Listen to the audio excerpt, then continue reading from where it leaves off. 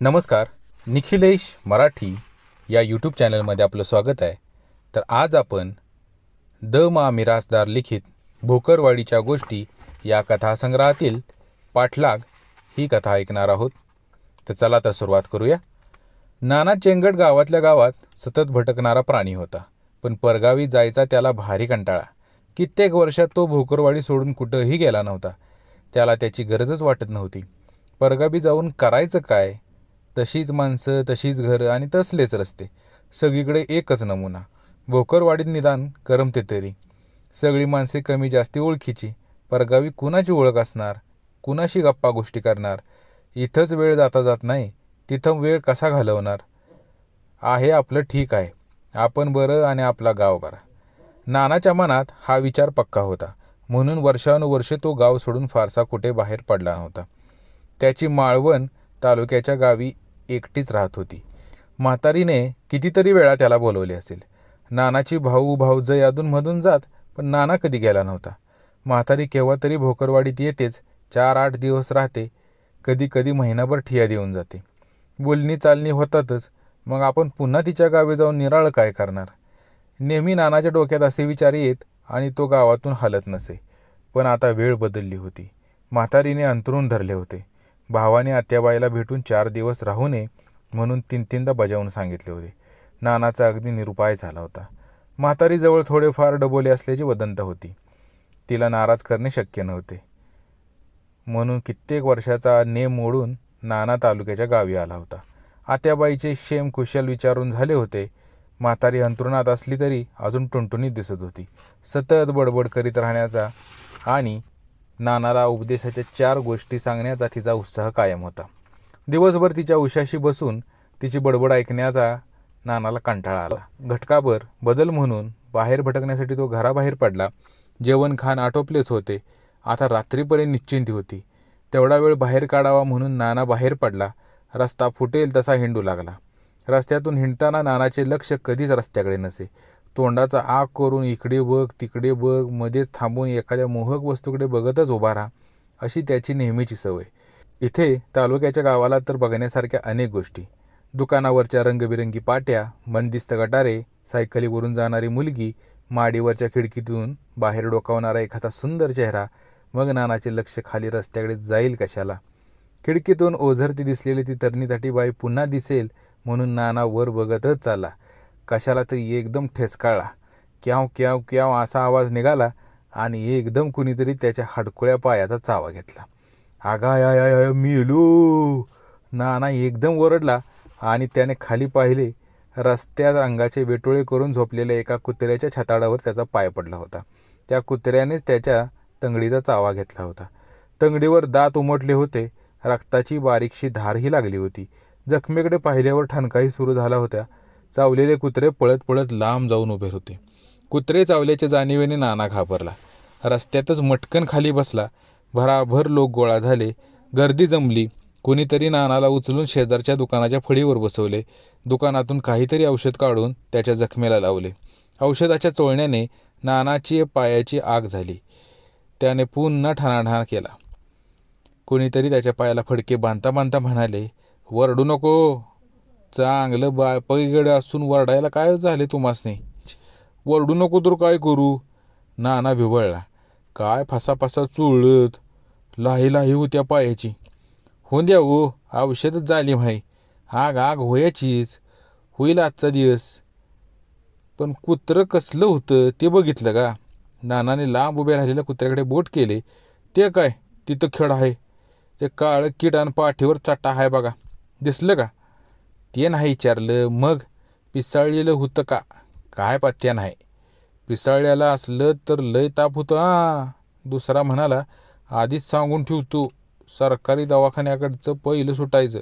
मग 14वी इंजेक्शन, दुसरी बात नाही. 14 का 16? मला तर वाटतं 14. नाही 16. त्या पार्टाच्या पोराला 16 नाही का दिली? तिसऱ्याने करारी मुद्रेने सांगितले. असेल 16 बी असतील. समजच वाढले आजकाल. 14ची 16 बी झाली असतील. फळीवर बसून आणि दुखावलेली तंगडी हातात धरून नाना मोठमोठ्यांदा विवळत होता. तोपर्यंत जमलेल्या गर्दीत 14 आणि 16 असे 2 पक्ष निर्माण झाले होते आणि त्यांच्यात वादविवाद सुरू झाला होता. शेवटी हा वाद एका म्हाताऱ्याने मिटवला. सर्वसाधारण कुत्र्यासाठी 14 इंजेक्शन आहे, पण एखादे गरम डोक्याचे जर कुत्रे असले तर मात्र 16 इंजेक्शन आहे, असा निवाडा त्याने जाहीर केल्यामुळे वाद मिटला आणि शांतताही प्रस्थापित झाली.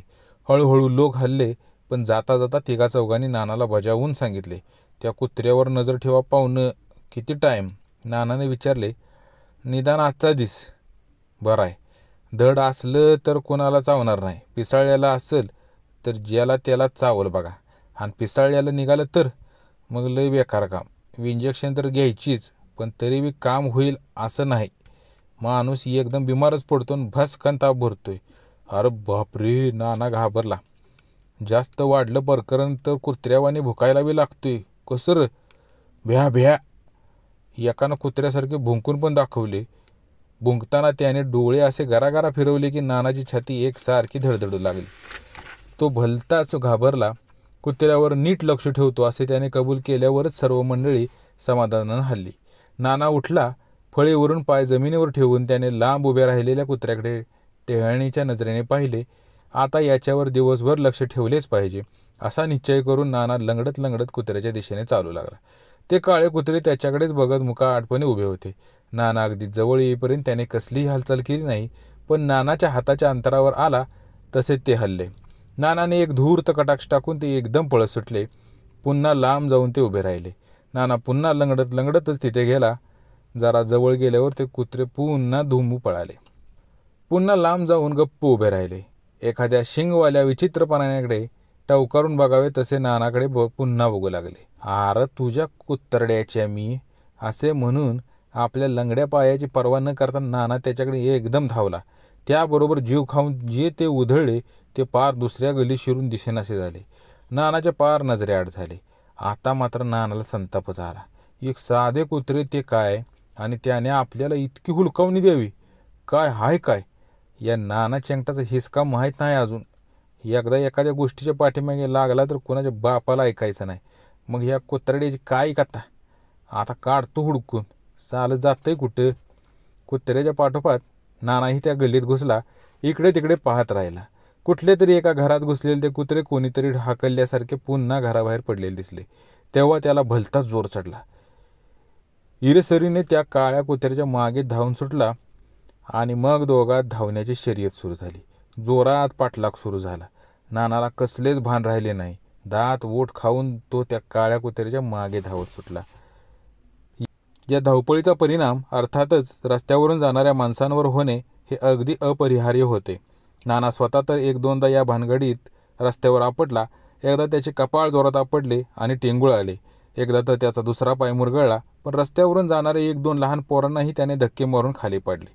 त्यांनी जोरजोरात गळा काढला. त्यानंतर दह्यो करी दह्याचे गाडगे डोक्यावरून घेऊन जाणाऱ्या एका तरण्याथाट्या गवळणीच्या अंगावर जाऊन नाना आदळला. ती बाई तर खाली पडलीच, पण तिचे गाडगे फुटले. अंगावर रस्त्यावर सगळे दही सांडले. शिव्या देतच ती बाई उठली. मेल्या मुडद्या, डोळं फुटलं का तुझं? हे शब्द तार स्वरात ऐकू आल्यावर गगजी जमायला कितीसा उशीर. खाली आदळलेल्या नानाला एका पैलवान गड्याने गचांडी धरून नीट सरळ उभे केले आणि मग अशी त्याच्या तोंडात भडकावली की नाना पुन्हा जमिनीवर आडवा झाला. रस्त्यावरच्या वेड्या वाकड्या दगडावर आपटून त्याचे थोबाड सुजले. आओ मेलो मेलो. मर भाड्या मर, समद गाडगं सांडलंच माझं, दे भरून. हा अर्थातच गवळणबाईचा आवाज होता. तरणी बाई बघून वाटलं जातोस वय, असे म्हणून पैलवान दादाने पुन्हा नानाची बकोडी धरून त्याला नीट सरळ ताट उभे केले. मग अशी त्याच्या कमरेत लात घातली की नाना पुन्हा आडवा झाला. पुन्हा खेकडला. या मारामारीचा एवढाच फायदा झाला की त्याच्या दोन्ही पायाचे दुखणे पार नाहीसे झाले. आता फक्त कंबर आणि थोबाड एवढेच ठणकत होते. गर्दीतला एक जण बोलला, गावात असले हलकट लोक लय आल्यात आजकाल छबुरराव, आणि एक गुद्दा चढवा त्या मायला. पुन्हा बाया माणसाच्या वाटेला जायची टाप नाही व्हाया पाहिजे. छबुराव पैलवान गुरगुरत म्हणाले, इतकं हाणलं पण काय बोलतोय का गडी? लय कुडगी जात आहे. आता माफी मागतोयच का देऊ आणखीन एक स्पेशल टेंबा ठेवून? माफ करा म्हणतोय ना. कणत कुथत नानाने झाल्या प्रकाराबद्दल हात जोडून माफी मागितली. तेव्हा प्रकरण कसे बसे मिटले. ते मिटण्याचे मुख्य कारण एवढेच होते की नानाच्या हाडकुळ्या अंगातली टणक हाडे छबुरावच्या हाताला लागून त्याच्याच हाताला झिंजिण्या आल्या होत्या. आता पुन्हा मारायची त्याची तयारी नव्हती. त्यामुळे माफीवर प्रकरण संपले. गवळणीने तोंडाला फेस येईपर्यंत शिव्या घातल्या आणि मग तिची ही मर्यादा संपली. नानाने खिशातली 5ची नोट दिल्यावर वातावरण निवळले. नाना कसाबसा तिथून निसटला. पुढे चालू लागला. हे सगळे ज्याच्यामुळे घडून आले त्या कुत्र्याचा आता त्याला जास्तीचा संताप आला. जात गेली कुठं? नानाने इकडे तिकडे पाहिले. गल्लीच्या टोकाला ते कुत्रे शांतपणे उभे होते. नानाकडे पुन्हा त्याच थंड कुतूहलाने पाहत होते. साल्या, नाही तुझ्या कंबड्यात लाथ घातली असे म्हणून नाना त्याच्याकडे धावला. तेव्हा ते दचकले आणि दुसऱ्या क्षणी पुन्हा जीव खाऊन पळ सुटले. पुन्हा पाठलाग सुरू झाला. या गल्लीतून त्या गल्लीत, या रस्त्यावरून त्या रस्त्यावर, अशी ही शर्यत बराच वेळ सुरू राहिली. मध्येच एका गल्लीतील 3-4 कुत्री त्या काळ्या कुत्र्याच्या अंगावर धावून आली आणि त्यांनी सगळ्या बाजूनी त्याला वेढले. ते काळे कुत्रे मध्ये आणि 4ही बाजूनी ती गल्लीतली कुत्री त्याची नाकेबंदी केल्याप्रमाणे भुंकत उभी. या संधीचा फायदा घेण्यासाठी तो चक्रव्यूह भेदून नानाने आत मुसंडी मारली. त्याचा परिणाम एवढाच झाला की सगळी कुत्री त्याच्याच अंगावर धावून आली. त्यातून निसटता निसटता नानाला पळता वही थोडी झाली. या भानगडीत ते मूळ मुद्देमाल असलेले कुत्रे सुसाटच पळालेच. पण नाना पुढे पळतो आहे की 4ही कुत्री भुकत भुकत त्याच्या मागे लागली आहेत असे दृश्य काही क्षण लोकांना दिसले. मध्येच नानाने रस्त्यावरचे 4-2 दगड उचलून त्या कुत्र्यांच्या अंगावर भिरकवले. अपेक्षेप्रमाणे त्यातला एकही दगड त्या कुत्र्यांना लागला नाही. त्यातले 2 दगड वाया गेले, पण 3रा दगड मात्र नेमका एका कुत्र्याच्या अंगावरून भिरभिरत जाऊन रस्त्याने चालणाऱ्या एका म्हाताऱ्या माणसाच्या बरोबर डोक्यात बसला आणि तो ताबडतोब खाली आपटला. साहजिकच लोक पडलेल्या माणसाकडे पहिल्यांदा धावले आणि या संधीचा फायदा घेऊन घाबरलेल्या नानाने दुसरी गल्ली घाईघाईने गाठली. ते काळे कुत्रेही त्याला त्याच गल्लीत दिसले. तेव्हा त्याला भलताच द्वेष चढला. पुन्हा तो त्या कुत्र्याच्या अंगावर धावला आणि ते काळे कुत्रे पुन्हा जीव मुठीत धरून पळत सुटले. पुन्हा पाठलाग सुरू झाला. या पाठलागात आणखी नव्या घडामोडी घातल्या. पळून पळून ते कुत्रे आता धापा टाकीत होते आणि चेव चढलेला नाना आता पिसाळल्याप्रमाणे त्याच्या मागे धावत होता. त्यामुळे जीव वाचवण्यासाठी ते कुत्रे सैरावेरा धावत होते. जेथे वाट दिसेल तेथे घुसत होते. नानाही तावातावात त्याच्या मागोमाग धावत होता. या भानगडीत ते कुत्रे एका घराच्या उघड्या दारातून आत शिरले आणि बाहेरची खोली, माजघर, कोठाची खोली, परसदार या क्रमाने घर पार करीत परसदाराच्या मागील दाराने पुन्हा बाहेर पाठीमागील रस्त्यावर आले. नानाही अर्थातच त्याच्या पाठोपाठ आत घुसला. बाहेरची खोली, माजघर, कोठीची खोली या क्रमाक्रमाने धावता धावता चुकून तो स्वयंपाकघरात घुसला. तेथील बाईने त्याचे वटारलेले डोळे आणि पिंजारलेले केस पाहून मोठ्यांदा किंकाळी फोडली.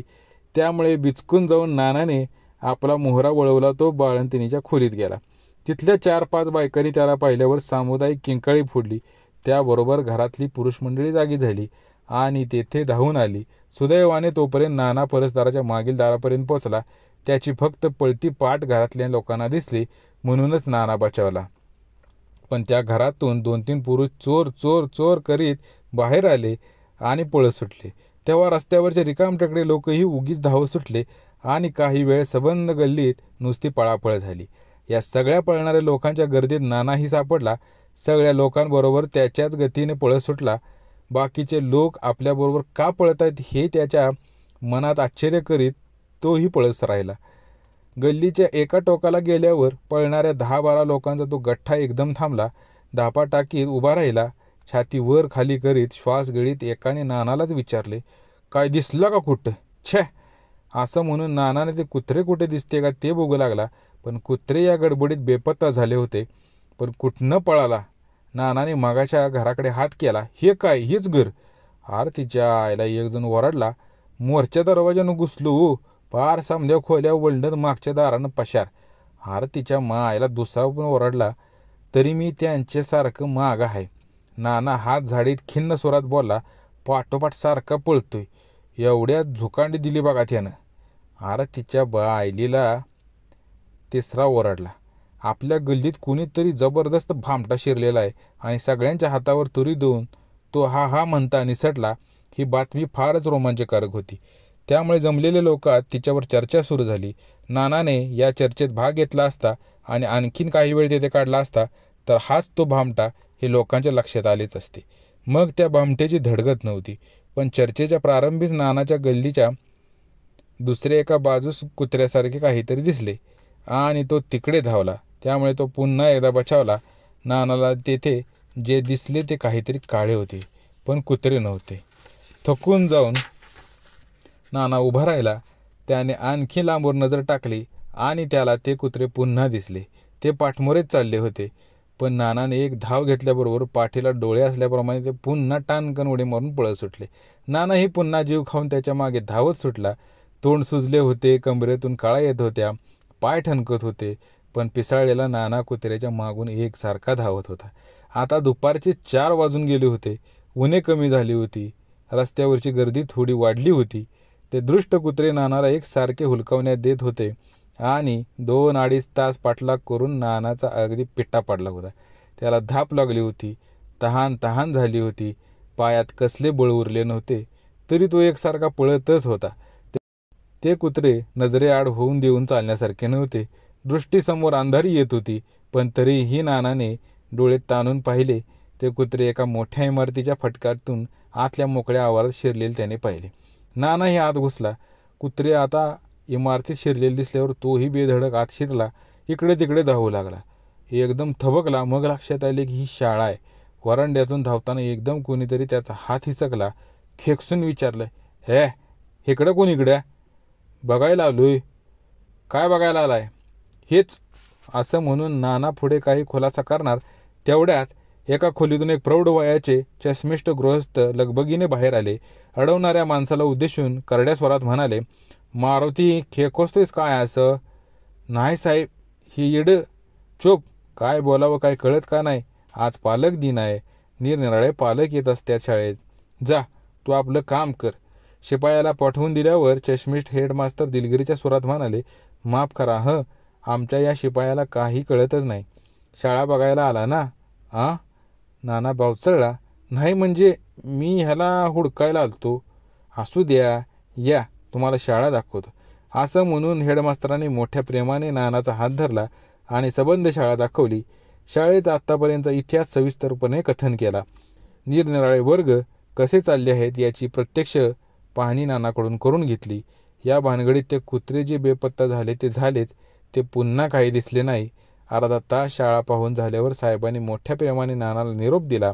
अगत्यपूर्वक शाळेच्या दरवाजापर्यंत येऊन पोचवले. मान खाली घालून नाना कणत कुतत बाहेर पडला. घराकडे गेला. रात्री आत्याबाईने त्याचे सबंध अंग रगडले, तापलेल्या विटकरीने शेकले, तोंडाला लेप लावला. तरी नाना रात्रभर कणत होता. कणतच तो अंथरुणावर पडला. डोळे मिटण्यापूर्वी समाधानाने एवढेच म्हातारीला म्हणाला, लागलं तर लागू दे ग, त्याचं एवढं विशेष नाही, पर ते कुत्रं पिसाळलेलं नाही एवढं नक्की. एवढ्या भानगडीत ते कुणाला चावलं म्हणून नाही. आता काय घाबरायचं कारण नाही. धन्यवाद.